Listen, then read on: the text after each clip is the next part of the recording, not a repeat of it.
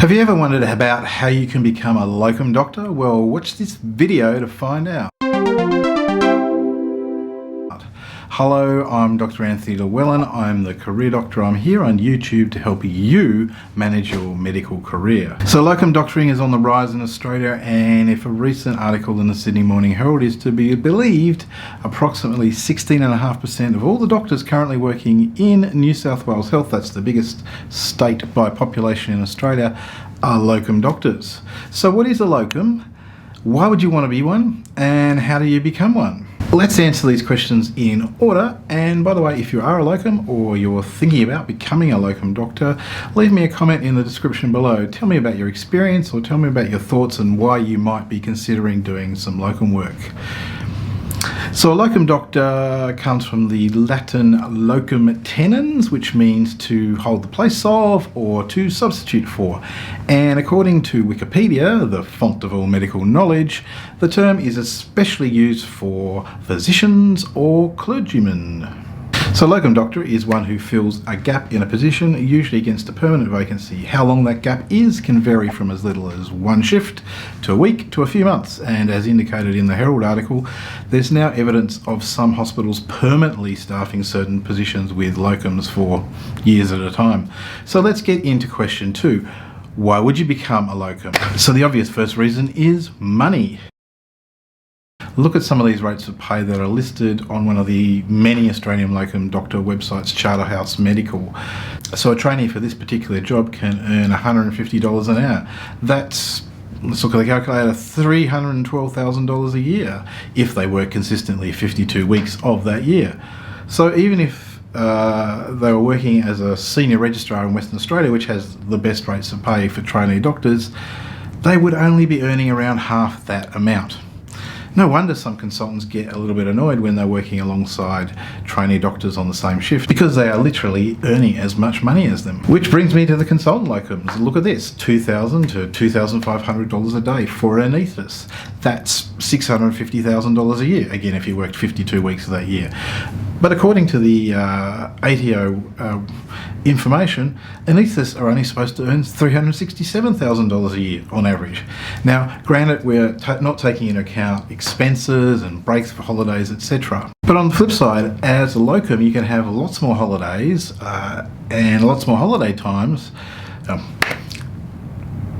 But on the flip side, as a locum doctor, you can afford more holidays and more holiday time and still earn as much as you would if you were permanently employed. So money is definitely a big consideration, but then there are other things like the freedom to pick and choose when and where you work, and the possibility of travel and the chance to try out jobs in new places, perhaps with the idea that if you like a job in a certain location, you might actually apply for a permanent role down the track. So there's lots to like about being a locum. By the way, Charterhouse were recently very helpful in sponsoring the workshop we ran in Sydney. So we've used their website as an example, but really if you go to any of the medical recruitment agency websites, you'll see similar rates of pay. And this leads me to the final question. How does one go about becoming a locum? So the key requirements to be a locum in Australia are that you either have general registration and or specialist registration. So you can either locum as a specialist, and this includes general practice, in which case you need specialist registration, which normally means having your fellowship. Or you can locum against a vacant hospital role, usually a trainee role, in which case you just need general registration. By their very nature, locum positions are temporary and therefore not open to doctors on other types of more limited registration where certain supervisory requirements might need to be in place. At least that's generally the rule. There are a couple of exceptions. So this means at a bare minimum you'll need to be at least postgraduate year 2, but it might make sense to wait a little bit longer before trying out locuming. Beyond this basic requirement, working on a visa as a locum is fairly tricky.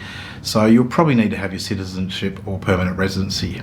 And most doctors with specialist registration and general registration do already have that or are working towards it. Also, you'll most likely need to register with at least one medical recruitment company or locum agency. Whilst you can, in some cases, directly apply for locums at hospitals and health services, if you're going to do locuming on a more permanent basis, it's really optimal if you have an agency because the number of opportunities that will be open to you will be much more increased. You'll generally either need to be not currently employed or on a significant break from your employment. Whilst you can do the occasional shift locuming, really beyond that becomes a bit of a breach in terms of your contract with your employer and working in secondary employment. And you will need to consider setting up a limited company in order to collect payments that you collect as a locum doctor, because in a number of cases the locums will pay you on an invoice basis, not directly on the payroll. Beyond these basic requirements, there are a few other considerations worth noting. Firstly, provider numbers. Locum positions, even ones for trainee doctors at hospitals, are often advertised with a need for a provider number. This may just be for referring purposes, or it may be for billing purposes. Performing locums in private practice, such as general practice, is really impossible if you don't have a provider number, because you won't be able to charge patients the Medicare fees for the services you provide, and this basically makes the locum position untenable. Now, provider numbers can be quite confusing and complex, and I'm not going to go into them in detail in this video, but part of the problem is that each provider number is generally tied to one specific provider, one doctor, and to a specific location. Technically, you need a provider number for each and every location that you work at, and this can be obviously hard to predict if you are locuming and you don't know where you're going to be working in the next few months. So there are some solutions to this issue in relation to easy ways of getting provider numbers, particularly if you're working in certain general practice locums, but often you've just got to be ahead of the game and be filling in the paperwork so that you have your provider number ready when you're working the locum. Working with medical recruitment agencies or locum agencies. Well, I've written a post about working with medical recruitment agencies that goes into a bit more detail. However, it is a key question when becoming a locum to ask yourself, can I work with a locum agency? This is because whilst it is possible, as I said, to directly obtain locums in some circumstances, most doctors who are going to get into locuming on a more permanent basis will find it easier and more productive to work with at least one locum agency. For the most part, most doctors who work with a locum agency find it to be a valued and essential part of the job. This is because good locum agents are people who understand the requirements of the locum doctor themselves and will negotiate on their behalf with the hospital. But this is not always the experience, and if you're not the sort of person who's good at negotiating conditions of employment, you may find locum work a bit difficult, because locum agents also have a difficult role in attempting to keep both the employer and the doctor happy at the same time. Sometimes the conditions of the job are not as agreed to initially, or sometimes you may be feeling pressured to take on a particular locum that you really don't want to do. So being able to stand up for yourself in these sort of situations is an important consideration. Getting paid as a locum, whilst we've highlighted the tremendous opportunities that come with being a locum in terms of earning more money, there are a few tricks to this. There are essentially two options to being paid as a locum. Sometimes it comes down to the employer's choice, sometimes you have an option of one or the other. Some employers will opt to pay you through their payroll system, in which case they will also take out tax contributions on your behalf and pay super. And then your locum agency just charges them an additional fee. Other times you'll be paid a set amount as part of the contract, which you have to submit an invoice for, or often the locum agency submits an invoice on your behalf. The money then generally goes to the locum agency, who takes their locum fee out and then passes it on to you. As I said, if there's an option between being paid as PAYG, pay as you go, or via invoicing, you can generally choose the one that you most prefer, but not in all cases. So this means that as a locum, you're not always going to be paid regularly on a fortnightly basis. So this means you need to be prepared for being paid late at time, maybe having to chase up an income every now and then, and have a good amount of cash in the bank to get you through all the regular payments that you need to make for, say, your rent, your mortgage, your telephone bill, your car, etc. You'll also most likely need to set aside some of that income for tax time, because if you're getting paid on an invoicing basis, tax won't be being taken out of the amount that you get paid. And if you don't do that, you'll get hit with a large bill around tax time, and you might need to take out a personal loan to pay for it. So some doctors find all this financial management stuff a bit of a hassle. Now, good locum agencies will help by chasing up on things and giving you regular reports, and maybe even suggesting how much you should set aside for tax. But if you like a less complex set of financial circumstances, then perhaps working as a locum is not necessarily for you, which brings me to another point, which is about running a company. Eventually, most doctors who set up as a locum also set up a company in which to collect their earnings. There are several reasons for this, part of which is that some health services like Queensland Health will not pay locums as what is called a sole trader. The other main reasons are to reduce tax obligations and to protect your personal assets. Running a company does not need to be overly complex. Most accountants will gladly help you to set up a simple company structure for a small fee. You do need to do some regular bookkeeping and be prepared to fill in a few more forms around tax time, because your company also has to file a tax report, and you will have to make some quarterly payments.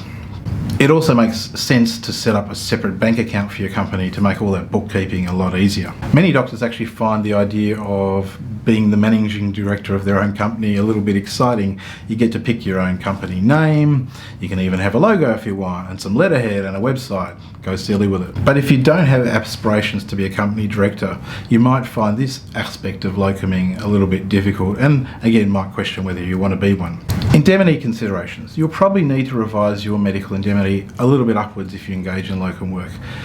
While when you work for a locum as a public hospital, you should probably still be state government employer indemnified. It's important to check arrangements each and every time. Personal considerations. On a personal level, becoming a locum generally means travelling around a bit. Spending time on the road, in the car or at the airport. Living out of a suitcase in a hotel or a service department. If you have regular social, sporting, academic activities, this can get thrown out a little bit by the life of being a locum.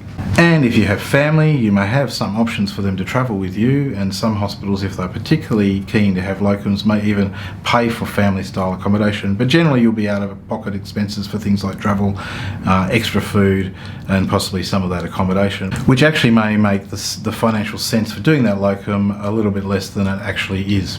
On the flip side, if you're not for taking your family with you, then obviously it's time away from family, and that can be more than a bit of a stress on lots of locum doctors. Maintaining registration and professional development. Finally, there are important considerations around maintaining your continuing professional development as a locum, including complying with the medical board requirements, which are essential for maintaining your registration, without which you cannot work as a locum or any other doctor. These rules and requirements are not as easy to comply with as a locum doctor than, for example, if you're working as a trainee doctor in a hospital. And I think what I'll do is do a separate video about these, because I think it might be important to go into that in a little bit more detail. So there you go, there's a video about being a locum. Perhaps you've got some questions or comments about the video. Please feel free to leave a like or a comment in the description below, and feel free to subscribe to the channel and turn on notifications so you can be notified about when the next video comes out. I do at least one a week.